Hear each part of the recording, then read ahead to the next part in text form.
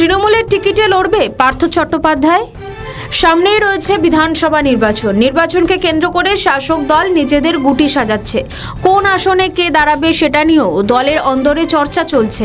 অন্দরে চর্চার মধ্যেও পার্থ চট্টোপাধ্যায়, যিনি কিছুদিন আগে জেল থেকে বেরিয়েছেন, নির্বাচনের আগে দল টিকিট দিলে তিনি কি করবেন, লড়বেন নাকি লড়বেন না, এই বিষয়ে পার্থ চট্টোপাধ্যায় বলেন, দল বিষাক্ত হলে বোঝাবো, সে বিষাক্ত দায়িত্ব আমার না।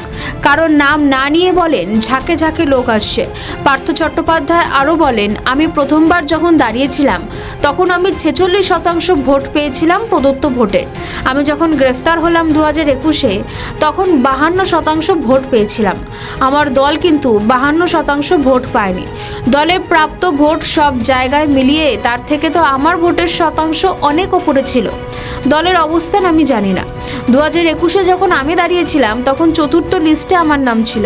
পার্থ চট্টোপাধ্যায়ের মন্তব্যের পর তৃণমূলের মুখপাত্র অরূপ চক্রবর্তী বলেন, এই যে আমরা এখানে বক্তৃতা দিচ্ছি, নেতারা সামনে এত মানুষ দাঁড়িয়ে আমাদের বক্তব্য শুনছেন, তার কারণ পিছনে মমতা বন্দ্যোপাধ্যায়ের ছবি। মমতা বন্দ্যোপাধ্যায়ের ছবি এবং সিম্বল সরে গেলে সেদিন দুটো লোকও আমাদের বক্তৃতা শোনার জন্য অপেক্ষা করবে না। পার্থকে নিশানা করে অরূপ বলেন, আপনি যে কোনো প্রতীক নিয়ে দাঁড়াতে পারেন, গণতান্ত্রিক অধিকার সকলের রয়েছে। তিনি বলেছেন, 25 বছর একই জায়গায়, আমি তো কোনো স্থান পরিবর্তন করে 25 বছর বিধায়ক থাকিনি। আমি 25 বছর একই জায়গা থেকে বিধায়ক হয়েছি।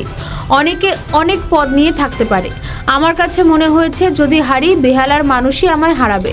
এমন মন্তব্যের পর শুরু হয়েছে রাজনৈতিক চর্চা। রাজনৈতিক মহল থেকে প্রশ্ন উঠছে, দলে থেকে এরকম মন্তব্য করে কি কাউকে নিশানা করলেন পার্থ চট্টোপাধ্যায়, নাকি নতুন কোনো ভূমিকা দেখা যাবে পার্থ চট্টোপাধ্যায়কে?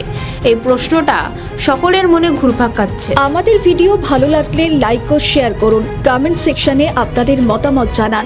আরও ভিডিও পেতে আমাদের চ্যানেলটিকে সাবস্ক্রাইব করুন এবং প্রতি মুহূর্তে খবরের আপডেট পেতে প্রেস করুন বেল আইকন।